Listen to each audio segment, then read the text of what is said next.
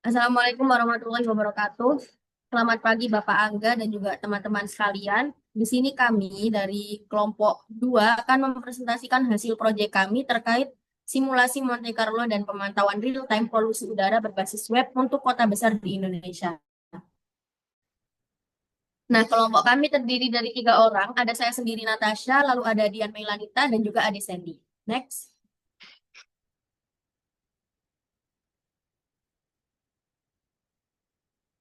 Nah, sebelum kita memasuki pembahasan yang lebih dalam, tentu kita harus mengetahui apa yang melatar belakangi terkait proyek ini. Nah, kalau kita melihat kondisi udara di kota-kota besar Indonesia, ada satu hal yang cukup jelas, yaitu PM2.5 sering berada di atas batas ambang keamanan. Nah, yang artinya kualitas udara yang kita hirup setiap hari sudah tidak lagi stabil, dan hal ini akan berdampak langsung untuk kesehatan masyarakat. Nah, sumber polusinya juga tidak sederhana. Ada kendaraan bermotor yang jumlahnya terus meningkat, lalu ada aktivitas industri, pembangunan, dan pembakaran terbuka. Nah, semua ini akan berlangsung bersamaan dan membuat konsentrasi polutan mudah naik. Lalu yang membuatnya lebih sulit lagi adalah cara polusi itu menyebar, di mana di wilayah perkotaan, pergerakan udara dipengaruhi berbagai faktor, mulai dari arah angin, bentuk kota, sampai perubahan suhu harian. Akibatnya, polutan tidak menyebar secara merata, kadang berkumpul di satu titik, dan kadang menyebar ke area lain dengan pola yang sulit diprediksi. Nah, melihat hal tersebut, tentu saja pengukuran tidak akan cukup. Kita memerlukan alat yang bisa membantu untuk memperkirakan bagaimana polusi akan bergerak dan menampilkannya dengan mudah agar difahami masyarakat. Nah, selain itu, informasi real time juga penting agar masyarakat bisa melihat kondisi udara saat ini secara langsung. Nah, oleh karena itu, proyek ini kami mencoba menggabungkan dua hal, yaitu simulasi penyebaran polusi menggunakan metode Monte Carlo dan juga visualisasi real time melalui web. Next.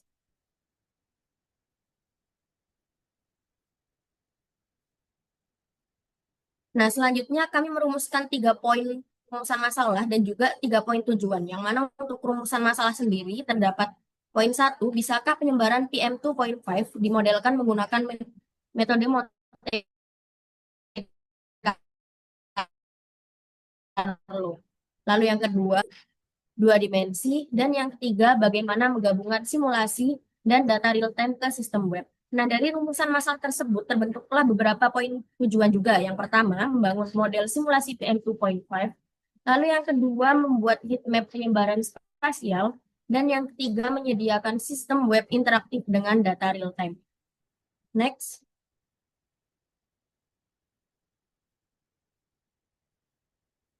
Nah, lalu lanjut ke hal yang pasti melandasi dari proyek kita kali ini.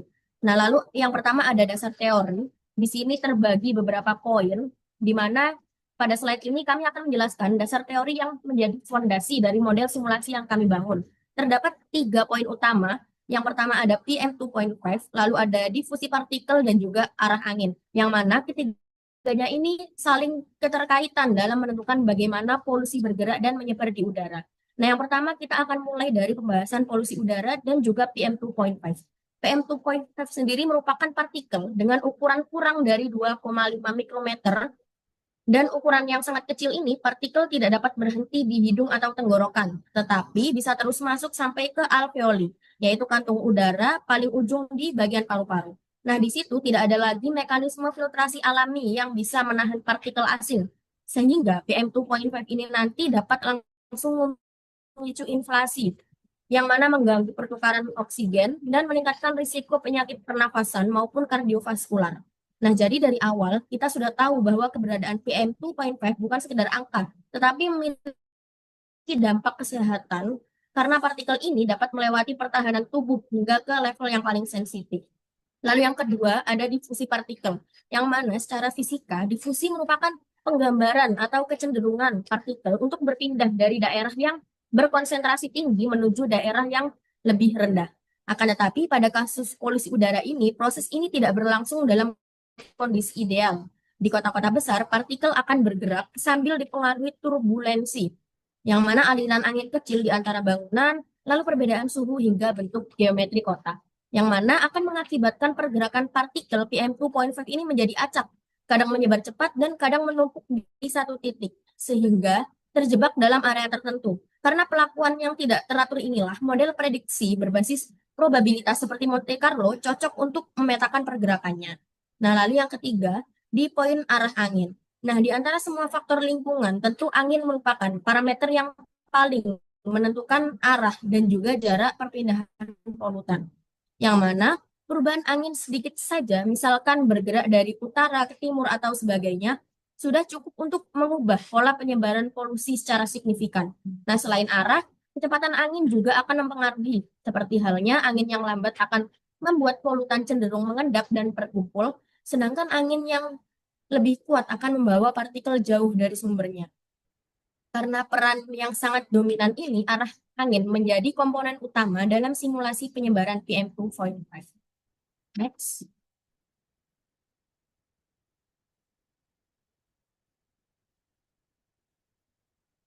Nah, lalu kita akan memasuki hal yang pastinya akan kita highlight untuk proyek kita kali ini, yaitu metode Monte Carlo.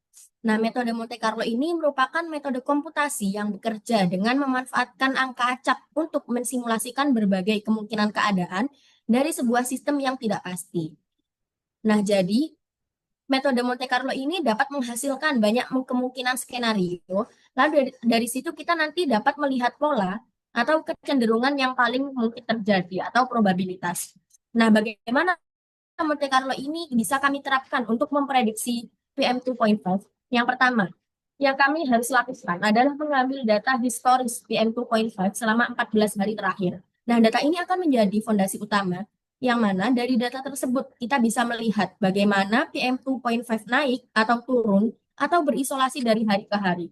Nah, pola ini sangat penting karena disitulah kita nantinya dapat memahami karakter dari variabel polusi.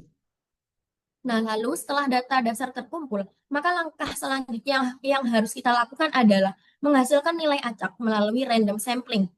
Nah, angka acak ini bukan sekedar angka, akan tetapi kami mengambil berdasarkan distribusi variasi yang muncul di data historis. Jadi, kalau semisal nantinya data historis ini menunjukkan bahwa perubahan PM2.5 tidak terlalu ekstrim, maka angka acak yang akan dihasilkan juga akan mengikuti pola tersebut. Nah, dengan begitu, nantinya simulasi akan tetap berjalan realistis dan tidak keluar dari pola lingkungan sebenarnya.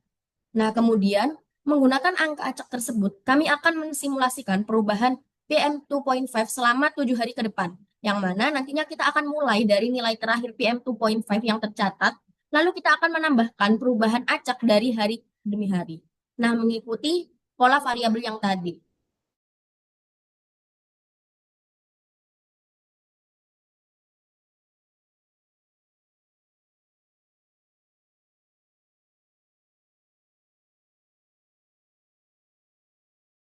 Garaknya 1000 iterasi. Nah, setiap iterasi ini mewakili kemungkinan kondisi lingkungan yang berbeda.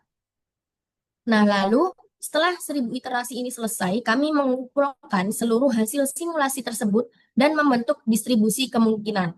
Nah, dari distribusi tersebut, kita nantinya bisa melihat pula apakah PM2.5 tersebut cenderung naik, stabil, atau turun, dan bagaimana terkait penyebarannya, lalu nilai manakah yang paling sering muncul. Nah, dari distribusi inilah kami akan mendapatkan informasi yang lebih jauh dibandingkan dengan satu angka prediksi tunggal. Nah, kita tidak hanya tahu estimasi rata-rata, tetapi juga rentang nilai, variasi, dan juga probabilitasnya. Lalu yang terakhir, seluruh hasil tersebut nantinya ditampilkan dalam bentuk grafik, yang mana grafik ini nantinya akan ditampilkan melalui web, sehingga pengguna bisa langsung melihat bagaimana prediksi terbentuk dari ratusan simulasi yang berbeda, termasuk area ketidakpastian, lalu tren utama, dan juga perbandingan dengan data historis. Nah, jadi secara keseluruhan, metode Monte Carlo ini membantu kami untuk memodelkan ketidakpastian secara realistis dan menggunakan satu model deterministik. Next.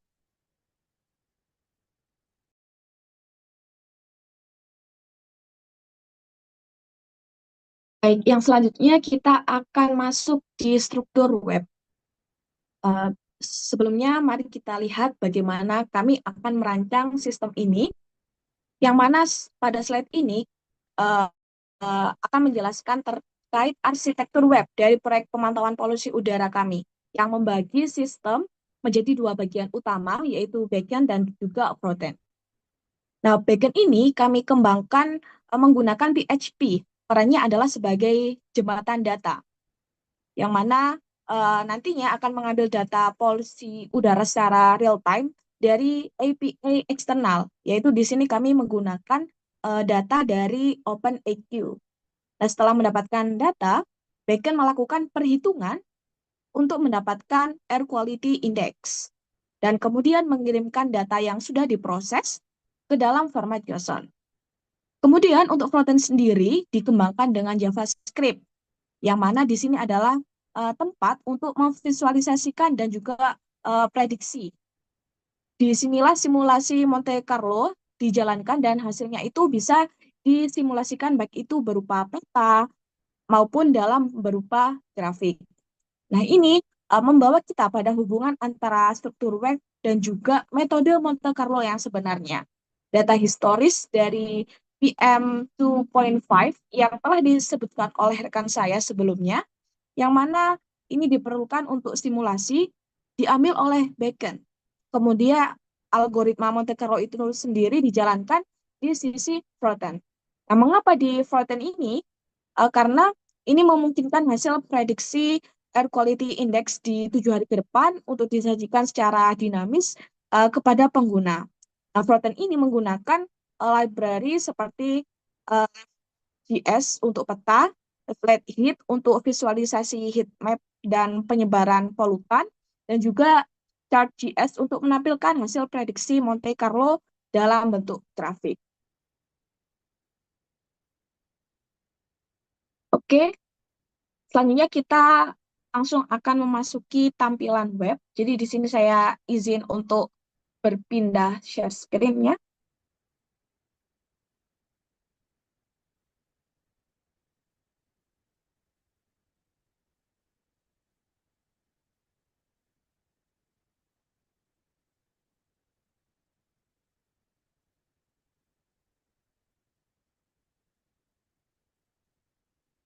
Oke, sudah terlihat. Jadi di sini adalah tampilan web kami. Jadi sebelum memasuki di sini, sebelumnya itu kita akan ditampilkan di dashboard utama, yaitu login. Karena di sini saya sudah login, mungkin kita langsung saja melihat ke halaman pengguna dan kita bisa klik tombol lihat data sekarang. Yang mana ini bisa diakses oleh pengguna. Apabila pengguna belum memiliki akun, nanti bisa registrasi terlebih dahulu.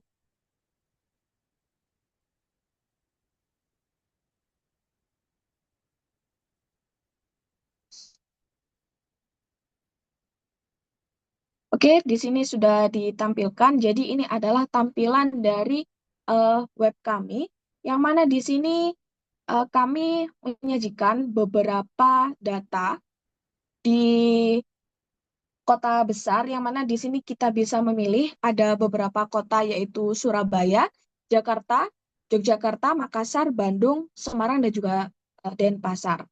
Sebenarnya ini bisa kita kembangkan lebih jauh lagi se-Indonesia, akan tetapi di sini kami mengambil sampel di kota-kota besar saja. Tentu saja hasil dari AQA antara kota satu dan juga kota yang lainnya itu juga berbeda. Nah, seperti contoh kita lihat di kota Surabaya saat ini.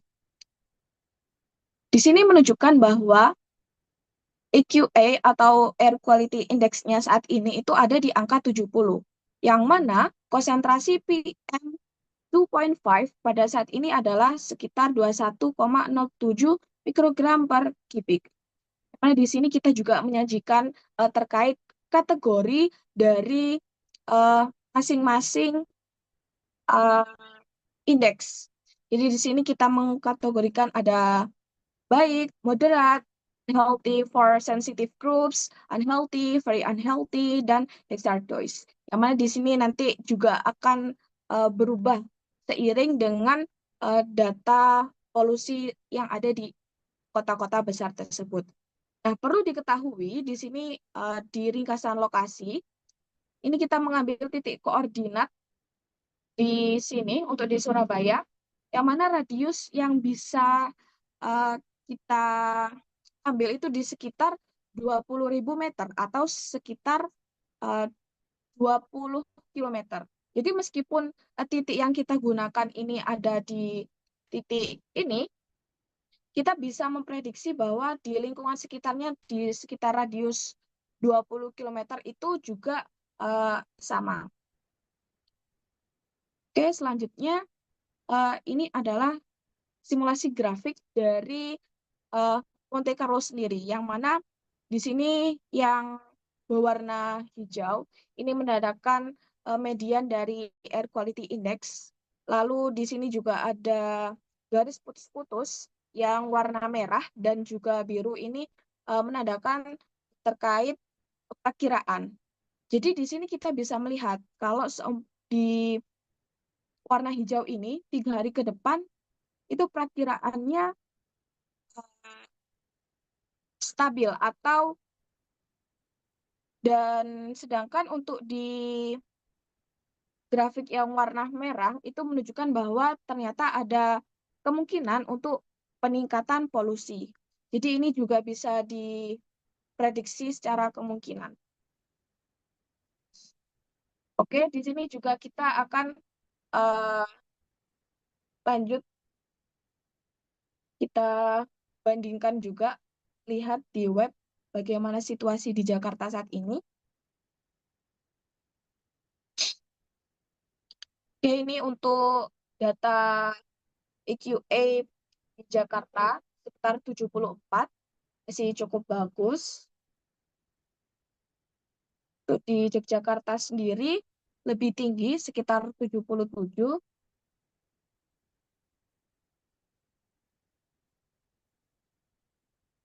Ini untuk di Makassar dinilai 79. Ini untuk di Bandung. Berikutnya ada di Kota Semarang, ada di 71. Dan terakhir ada di Denpasar, untuk AQA saat ini ada di angka 78. Itu menunjukkan bahwa di kota-kota besar yang ada di Indonesia, penyebaran polusinya itu cukup sedang. Oke, di sini eh, di petanya sendiri kita juga menambahkan terkait variasi, ada OSM, di sini ada satelit. Jadi pengguna bisa menyesuaikan, ataupun di sini juga bisa di setting di dark, seperti itu.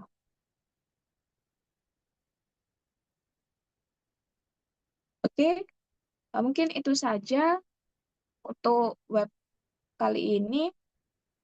Kita kembali ke PPT.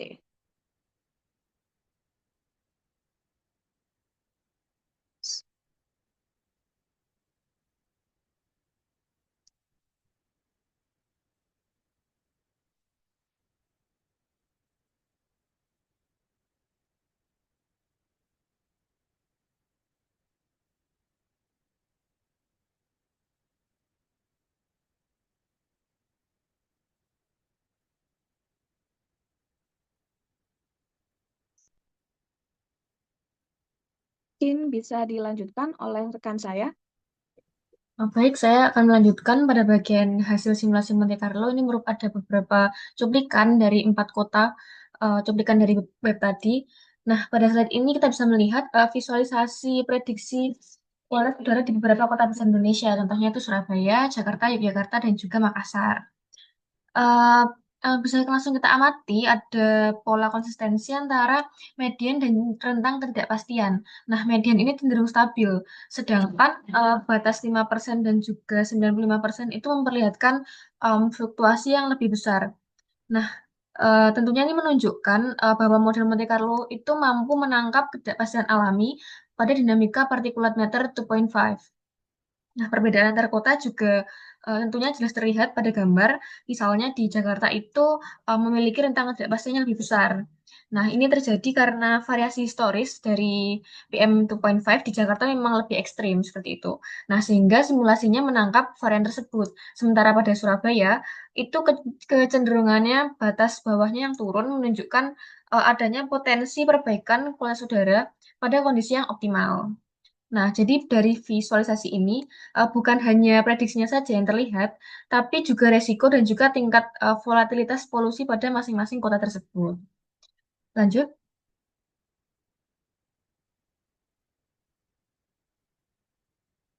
Nah, berikutnya merupakan tampilan data polusi udara real time yang diambil langsung dari API atau World Air Pollution dari web resmi mereka, dan di setiap titiknya itu dapat dilihat merepresentasikan lokasi sensor, dan warna titiknya itu menggambarkan kategori dari PM2.5 sesuai standar AQI. Nah, yang menarik juga itu dari data real time ini adalah dia bisa memberikan gambaran kondisi aktual pada saat itu juga, jadi tanpa prediksi. Dan distribusi warnanya itu bisa membantu kita melihat area-area dengan konsentrasi itu PM2.5 yang tinggi itu yang mana secara spesial seperti itu.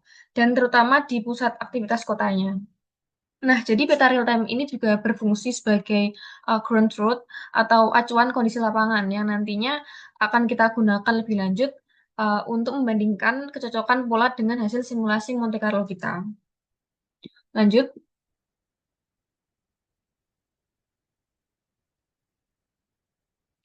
pada slide ini adalah slide dari cuplikan dari web tadi. Walaupun ya kedua data ini tidak bisa dibandingkan secara angka per angka karena yang satu tadi kan bersifat real time dan yang ini bersifat prediktif.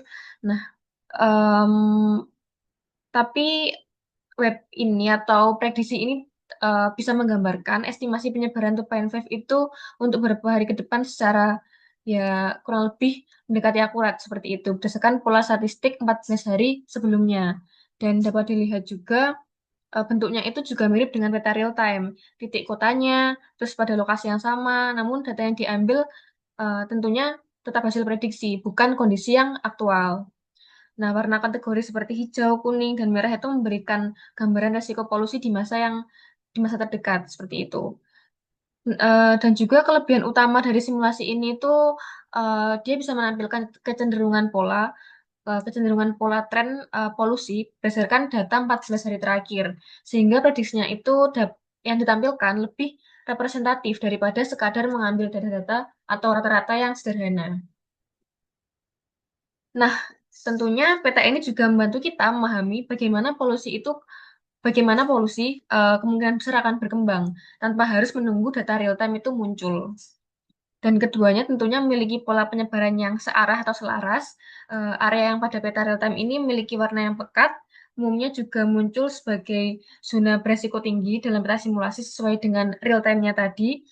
Dan konsistensi polanya juga menunjukkan bahwa model Monte Carlo yang kita gunakan itu ternyata berhasil merepresentasikan kecenderungan dinamika PM2.5 terutama pada wilayah dengan variansi yang stabil.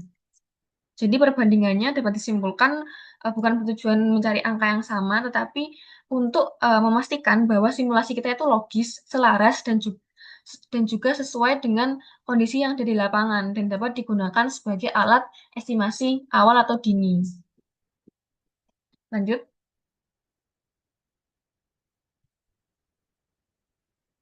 lanjut langsung ke kesimpulan saja.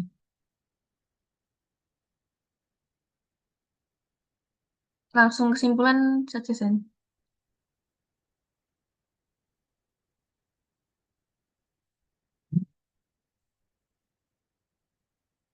Yep. Jadi sebagai penutup, saya akan memberikan beberapa poin penting dari hasil dan pembahasan. Nah, pertama, metode Monte Carlo ini terbukti efektif sebagai model prediksi jangka pendek untuk PM2.5 karena mampu menangkap ketidakpastian dan variabilitas data historis.